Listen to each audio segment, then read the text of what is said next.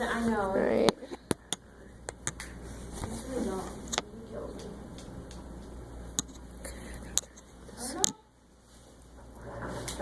This way. I'm gonna draw a border on the screen. All right, this will work. So, whenever we're ready. Are You you have your note cards, Claire? Yes. Good. Do you want to stand? I will be the clicker. Okay, cool. I can stand on the end over here. I think we can make a separate Jeopardy video. What do you guys think? Yeah. Yeah. How are you? I think we might ask some people to come in and play. Oh, cool. Okay. We could just be like, this is our Jeopardy game, and then just like not do anything with it. I don't know, like everything. I think maybe if we said class actually. Yeah, maybe if we asked him if we could put a separate link. If he could put a separate link for us, and like I could remake the PowerPoint, just delete all the slides before and say, here, play the Jeopardy game and test your knowledge. That's cool. Okay. Or like, I know, because I'm going to say, because isn't it the reason we have the Jeopardy game for like audience participation or whatever? Mm-hmm. And it's like, what happens if you have an audience? Like, right. We could just put 2 links in, yeah. We could do like presentation, with then like the little like colon. Yeah. And then have like the thing, and then do like Jeopardy game, and then like that's good. And have like a link to the presentation. All right, you ready? Us two over here. Yeah. All right, I'm gonna hit start.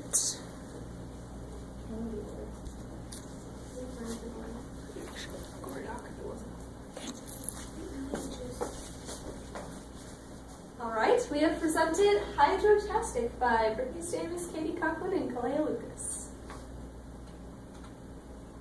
What is hydropower?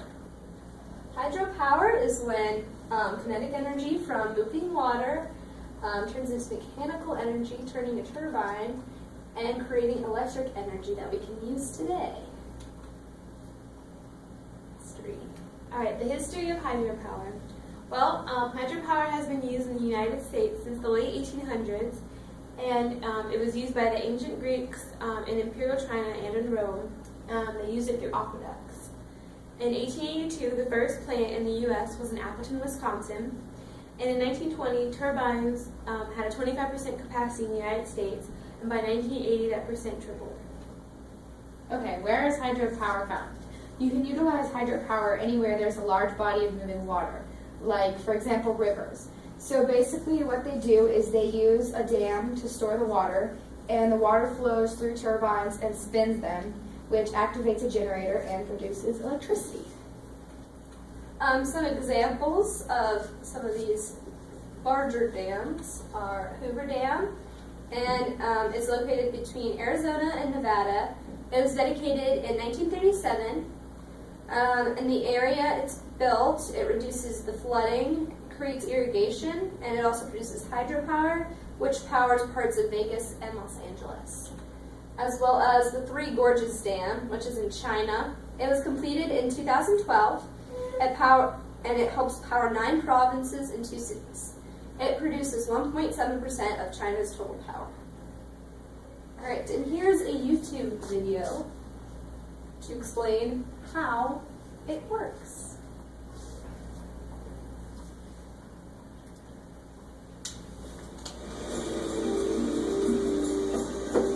$170,000 cubic meters of water flow past here every minute at almost 60 kilometers per hour. That's enough water to fill about 100,000 Olympic swimming pools every day. Standing here, you can actually feel the power of the water.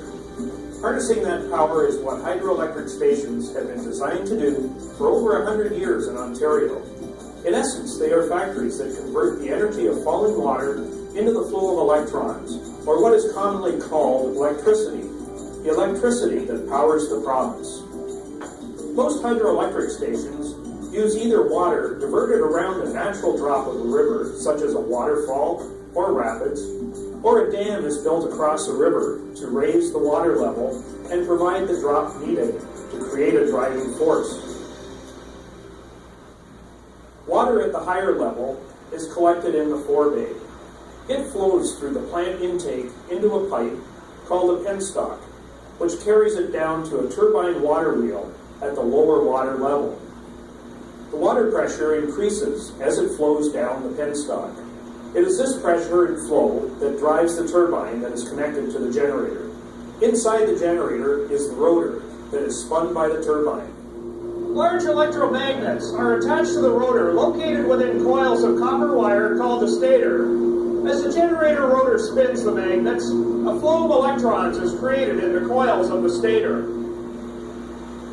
This produces electricity that can be stepped up in voltage through the station transformers and sent across transmission lines. The falling water, having served its purpose, exits the generating station to the tail race, where it rejoins the main stream of the river to continue the cycle of creating clean, renewable energy for Ontario.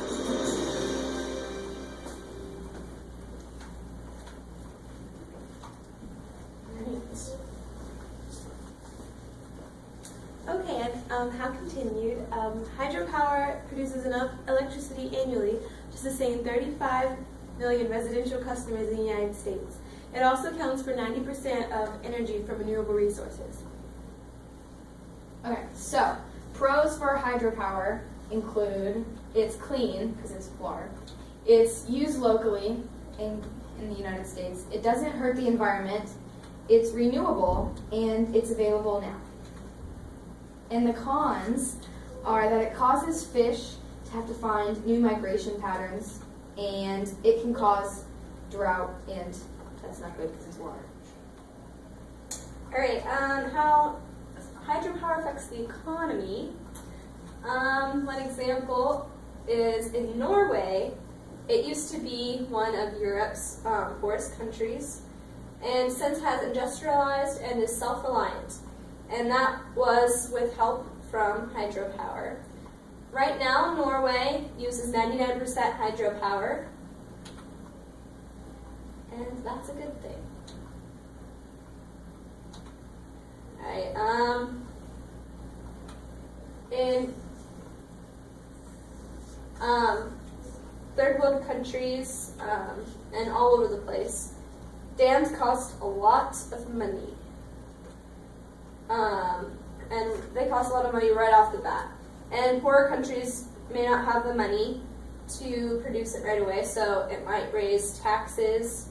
But building dams creates job opportunities, which is good. Okay, how it impacts the environment.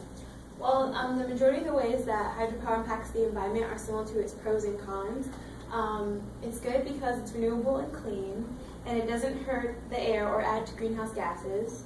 However, it negatively impacts the environment because it damages the habitats and causes animals to find new migration patterns. Okay, laws. The main laws involve owners of the hydro plants like renewing their licenses.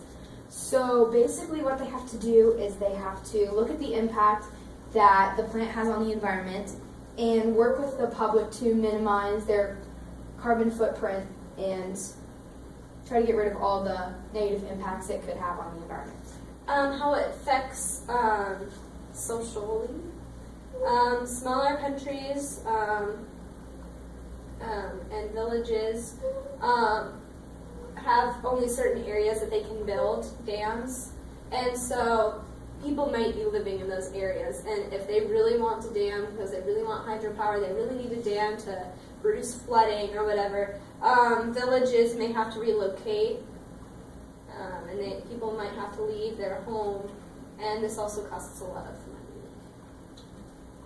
Okay, how are you impacted?